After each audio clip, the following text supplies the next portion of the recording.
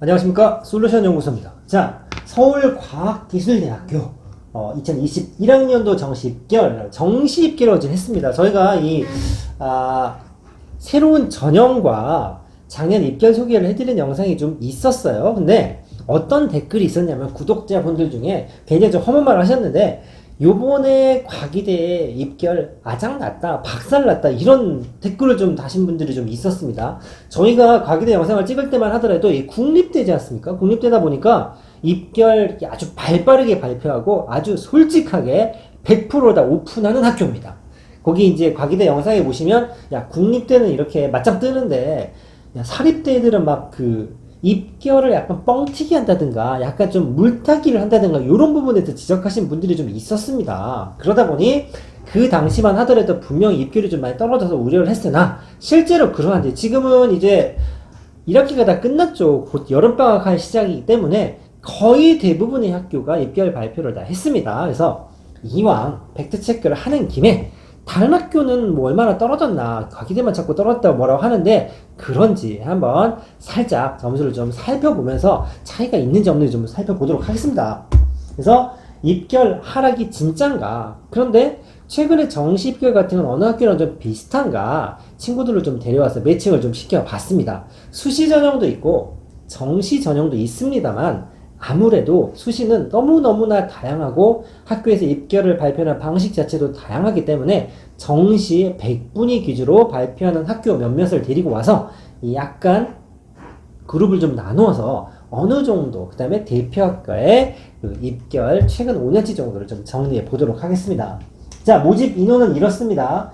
최근에 과기대 전형의 특징은 뭐 수시도 있고 정시도 있다라고 해서 적혀 있긴 합니다만, 이렇게 정리를 할 수가 있습니다.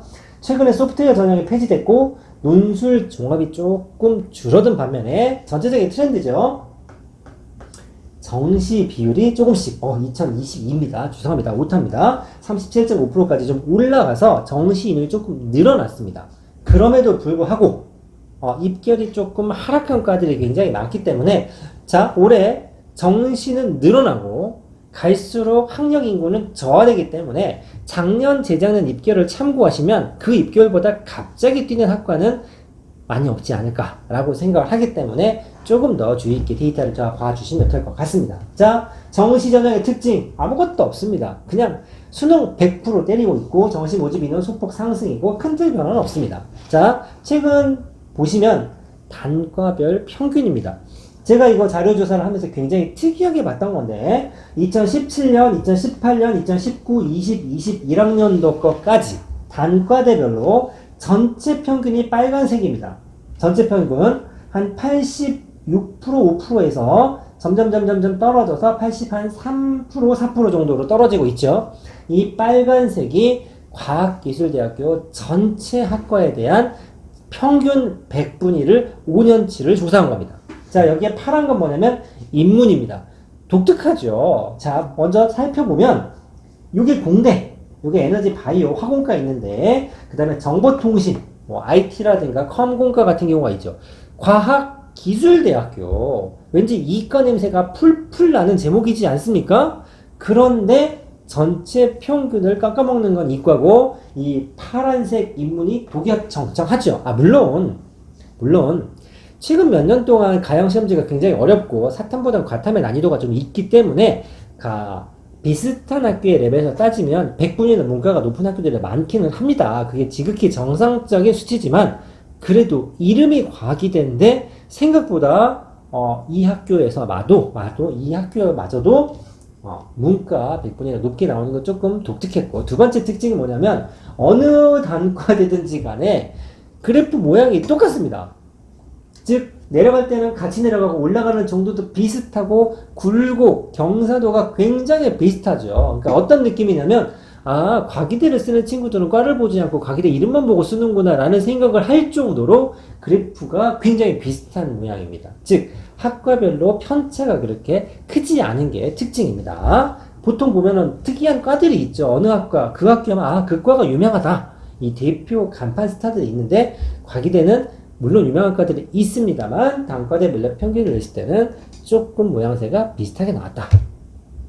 자, 최근 3년 동안 수치로 좀 보시면 뭐라고 되어 있냐면, 정시 입결이 다 떨어졌죠. 여기 있는 한 10개 과가 2021학년도가 최근 3년치를 따졌을 때 가장 백분위가 낮습니다. 아마 이런 걸 보고 입결이 다 폭락했다라고 어느 분이 댓글을 다신 것 같고, 자, 학과 쪽으로 넘어가면, 이제 뭐 영문과, 건축학부가 2020년도가 제일 낮았고, 그 다음에 문예창작학과가 2019년에 제일 낮았고, 나머지 디자인 쪽 이렇게 돼 있습니다만, 우리가 흔히 있는 뭐 이과대, 공과대, 뭐 IT 대학 이런 과들은 거의 예외 없이 작년 입결이 최근 3, 4년 동안은 다 토탈해서 비교하더라도 가장 낮은 백분위를 유지하고 있습니다. 올해 사람 줄어들고 모집 인원 늘어나기 때문에 이 기조가 유지될 거라고 생각합니다. 자, 그러면 요건데 그러면 이제 뭘 해볼 거냐면 이과가 다른 학교의 대표학과들을 좀 보면 어떤 정도 차이가 있는지 좀 살펴보도록 하겠습니다. 자, 일단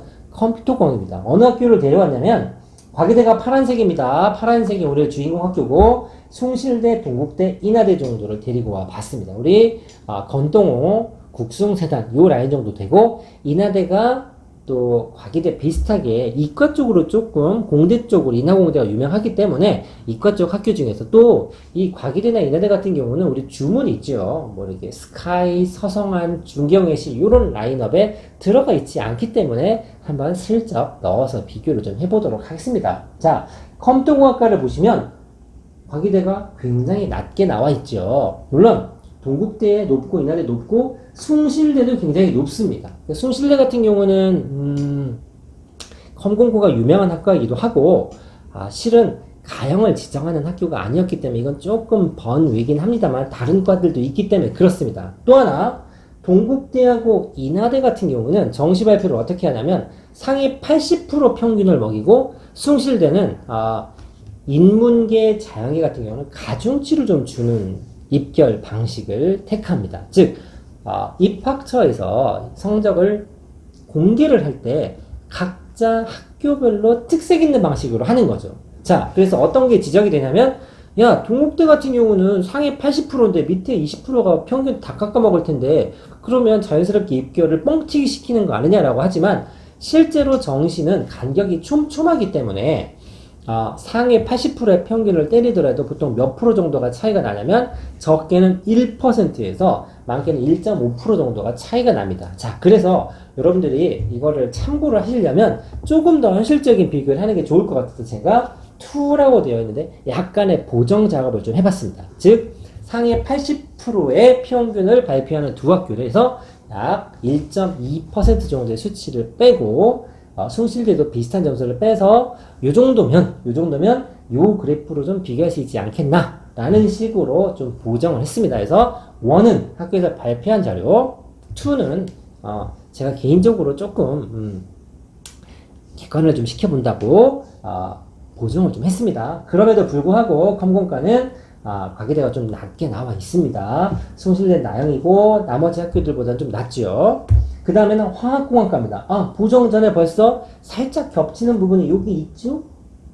여기 있는데 보정을 딱 하게 되면 이 노란색 라인과 굉장히 비슷한 테이크를 타고 있습니다. 노란색은 어디냐면 인하대학교입니다.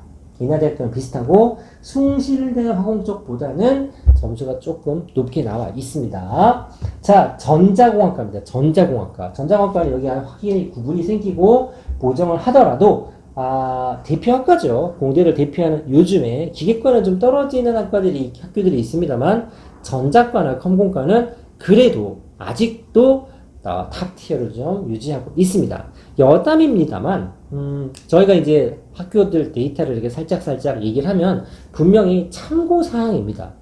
여러 가지를 찾겠죠. 제가 개인적으로 대학을 다시 간다고 하더라도 예전 기억을 한번 떠올려 보면 이 학교가 나올까 저 학교가 나올까 기준치가 정해지면 그거보다 내가 좀 소심하게 낮춰야 될 건지 대법원을 올려야 될 건지 하게 되면 내가 찾아봐야 될 학교는 3개, 가나더라고요. 3개가 아닙니다. 9개, 10개가 되는 게 마찬가지죠. 그 정도로 확장이 되는 겁니다. 그러면 어떤 가능성을 타진하려면 여러 학교들을 살펴보셔야 하는 겁니다. 자, 그 다음에 기계공학과입니다. 기계공학과 요 보정 전 상태에서는 숭실대라는 거 겹치고 있는데 보정을 조금 하게 되면 동국대보다는 여전히 아래에 있고 인하대가 최근에 기계공과 입결이 좀 떨어졌습니다. 여기까지 나오면 올랐는지 떨어졌는지 비교가 될 텐데 이 자료를 만든 당시에는 동국대까지는 나왔었는데 인하대가 입결을 발표하지 않았습니다. 뭔가 사정이 있겠습니다만 나오면 한 번 더 뭐 업데이트는 제가 해놓도록 하겠습니다. 이렇게 되어 있습니다. 자, 그럼 여기까지 뭐 이과, 우리 컴공, 전자, 기계, 화공, 요즘에 뭐 정전기라고도 부르고 전화기라고도 불렸죠. 그 네 개 대표학과를 좀 얘기했습니다. 물론 조금 더 백분위가 낮은 학교를 보면 달라질 수도 있습니다만 네 개를 받고 과기대도 문과가 있습니다. 영문과가 있습니다. 영문과로 넘어가서 보정을 하게 되면 생각보다 높지요. 아까 보셔서 알겠지만 화공 쪽, 이 바이오 에너지 쪽만 살짝 올라갔지 기계나 전기 쪽에서는 조금 좀 딸리는 느낌이었는데 노란색 인하대나 숭실보다는 위쪽으로 올라가게 되어 있죠. 경영도 한번 보면 이렇게 나와 있습니다. 최근 여기는 아래쪽에 있습니다만 최근에 2019학년도, 20학년도, 21학년도를 보면 3년 내리 어떻게 인하대나 숭실대보다도 높은 백분위 평균을 가지고 있고 경영도 마찬가지입니다. 2018에서 19로 넘어오면서 굉장히 올라왔지만 좀 많이 떨어지고 있지요. 자, 지금 이 그래프 몇 개를 보면서 좀 살펴봤는데 꼭 비교 자체가 목적이라기보다는 어떤 이 영상의 취지는 과기대에 저 영상을 먼저 찍다 보니까 입결이 많이 떨어졌다고 얘기했는데 보시면 알겠지만 그래프가 올라가지는 않습니다. 정시가 서울대, 연대, 고대 같은 최상위권 학교를 포함해서 거의 대부분의 학교가 입결이 떨어지고 있기 때문에 비단 그 댓글처럼 과기대만의 문제는 아니다. 그래서 다른 학교랑 입결을 비교하실 때는 단순히 전년도에 비해서 떨어졌다 올랐다를 비교하는 건 크게 의미가 없고 얼만큼 낙폭이 큰지 요 기울기로 떨어지면 적당히 평지에 수렴하는 모양인지 낭떠러지처럼 굴러 떨어질 것 같은지 정도를 비교하시는 게 입시에 좀 도움이 될 것이고 물론 여러 가지 사이트를 통해서 지원을 할 때 참고는 하시겠지만 그래도 각 학교에서 입학처에서 발표하는 입결 자료는 반드시 직접 확인하고 비교하시길 바랍니다. 마치겠습니다.